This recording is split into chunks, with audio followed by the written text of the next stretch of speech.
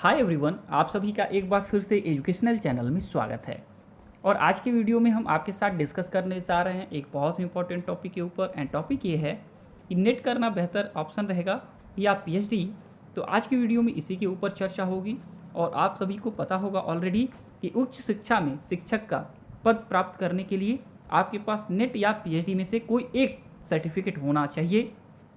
और यूजीसी के द्वारा जो मिनिमम देखा जाए एलिजिबिलिटी, न्यूनतम पात्रता जो असिस्टेंट प्रोफेसर के लिए तय की गई है वो है कि आपके पास नेट का सर्टिफिकेट हो, और चाहे सेट का और चाहे स्लेट का। ठीक है, तो चाहे आप राष्ट्रीय स्तर पे असिस्टेंट प्रोफेसर का जो पात्रता परीक्षा होती है उसमें आप क्वालिफाई हों, और चाहे राज्य स्तर की पात्रता परीक्षा में आप क्वालिफाई हों, तो आप किसी भी यूनिवर्सिटीज़ एंड कॉलेजेस में इंडिया में असिस्टेंट प्रोफेसर के पोस्ट के लिए एलिजिबल होंगे।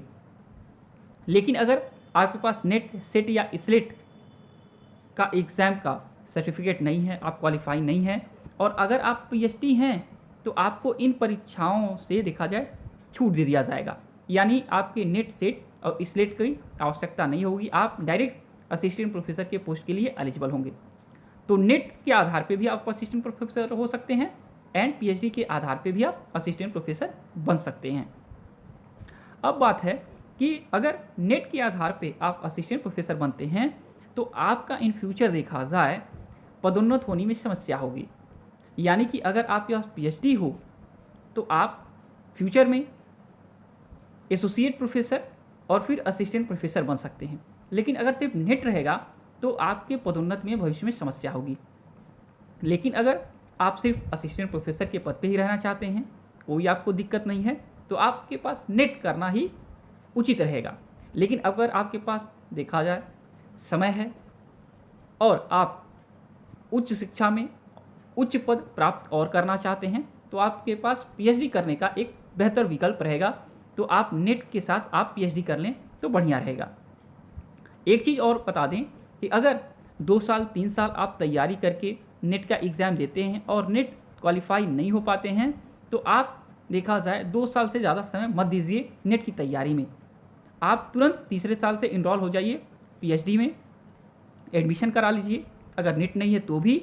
और फिर आपको अगर कोई गवर्नमेंट कॉलेज मिल जाता है, यूनिवर्सिटी मिल जाता है, तो आपका 15 से 20 हज़ार के देखा जाए स्टार्टिंग फर्स्ट ईयर में आपके इतने फीस में आपका एडमिशन हो जाएगा। एंड आपके पास नॉन नेट फेलोशिप भी प्राप्त होगा 8 से 10 हज़ार महीने का, और उस दौरान आप नेट की तैयारी भी कर सकते हैं। तो आप ज़्यादा समय सिर्फ नेट के एग्ज़ाम निकालने में लगा देंगे तो आपके पास देखा जाए बहुत समय खत्म हो जाएगा, आपके पास फ्यूचर में भी कम समय बनेगा अपनी ड्यूटी करने के लिए। तो आप अगर 2 साल में नेट नहीं निकालते हैं तो पीएचडी कर लीजिए, और पीएचडी का जो ड्यूरेशन है 3 से 6 वर्ष है, इसके बीच में आपका पीएचडी पूरा हो जाएगा। आप देखा जाए कॉलेज में नेट के बगैर भी असिस्टेंट प्रोफेसर बन जाएंगे। और फिर अगर आपके पास टाइम है, तैयारी करना चाहते हैं, तो नेट का एग्ज़ाम फिर निकाल सकते हैं। ठीक है, तो सिर्फ आपको असिस्टेंट प्रोफेसर बनना है तो नेट कर लीजिए, और नेट नहीं निकल रहा है तो पीएचडी कर लीजिए। ठीक है, और अगर आपको देखा जाए प्रोफेसर बनना है, यूनिवर्सिटी में एसोसिएट प्रोफेसर बनना है, सिर्फ असिस्टेंट प्रोफेसर के पोस्ट में नहीं रहना है, आपको रिसर्च गाइड बनना है, तो आपके पास पीएचडी होना आवश्यक है। तो नेट के साथ आप पीएचडी कर लीजिए या पीएचडी के दौरान नेट कर लीजिए, दोनों में से आप कोई भी रास्ता चुन सकते हैं। ठीक, तो आज की वीडियो में इतना ही। इससे जो कोई भी क्वेश्चन आपको पूछना पूछ सकते हैं। और जब तक कि नेक्स्ट वीडियो, नेक्स्ट अपडेट नहीं लाते हैं, thanks for watching educational channel, और आपका दिन बहुत बहुत शुभ हो।